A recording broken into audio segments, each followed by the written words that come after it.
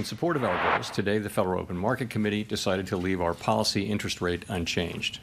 That is the chair of the Federal Reserve, Jerome Powell, announcing tonight the central bank will not cut interest rates, extending a pause that's been in place since December. This news is getting a positive reaction from the stock market, which after several days of trading in the red has been looking for a boost. Several major markets, in fact, have been floating in and out of correction territory. Today's decision from the Federal Reserve adds to economic headlines in recent weeks about tariffs and recession fears, all of which could have a major impact on your wallet. So tonight, I'm joined by St. Louis University finance professor Dr. Bidisha Chakrabarty to break down what this news means for you at home. Thank you so much for being here with us this evening to break this down. Thank you for inviting me, Samantha. So I just want to walk through kind of basic information for people at home. What are interest rates and how do they impact people? Okay, so let's make it very simple. Interest rate is the cost of money. So if you're going to a bank and you want to borrow money, what is the rate you have to pay to get that money? That's interest rate.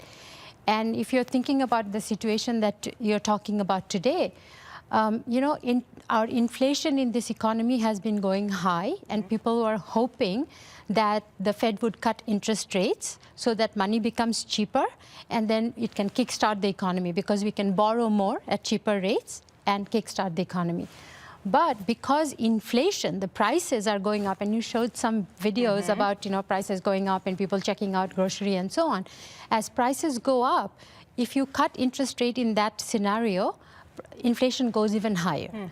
So that's why we were kind of wondering, is the Fed going to do it? Is the Fed not going to do it? Because we are in a, kind of an in-between. Exactly. Right, so in that in-between, with the Federal Reserve signaling that they're not going to cut interest rates, what exactly does that mean? So right now, we really don't know. They're saying we'll not cut interest rates because the inflation fears are still there. And when you cut interest rate, inflation spikes, like I said. So the Fed's decision kind of indicates that we are not out of the woods as far as inflation is concerned, and so we cannot cut interest rates. Now, interest rate not being cut or staying stable is okay for now, but you've also been talking about tariffs and so on, and hopefully we'll go into that. That's actually my next question, is talking about those tariffs and President Trump's plans with those. What do you think he's trying to accomplish with these? Well, if you look at the actual tariff rates that countries levy on goods and services, U.S. has low tariffs compared to a lot of other countries. So I think President Trump is trying to signal that we would like other countries to also cut their tariffs and not single-handedly us kind of lower our tariffs and they have high tariffs. But the issue with tariffs is it's a very complex thing. What ends up happening with tariffs is the consumer pays the burden of that. So part of the reason why we are seeing these higher prices is also because we are wondering what's going to happen to tariffs in April 2nd.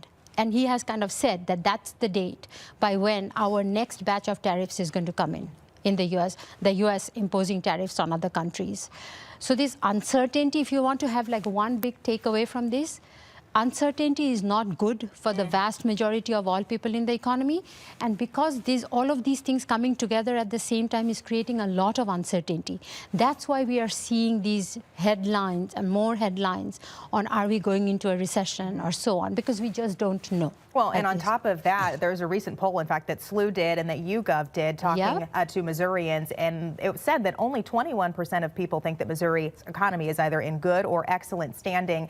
Do you have any idea what's behind that drop in consumer confidence? Is it the uncertainty? Actually, part of it is the uncertainty. So our GDP is going down. When you have high rates of inflation, and if there is going to be actual next round of tariffs, people are also expecting layoffs.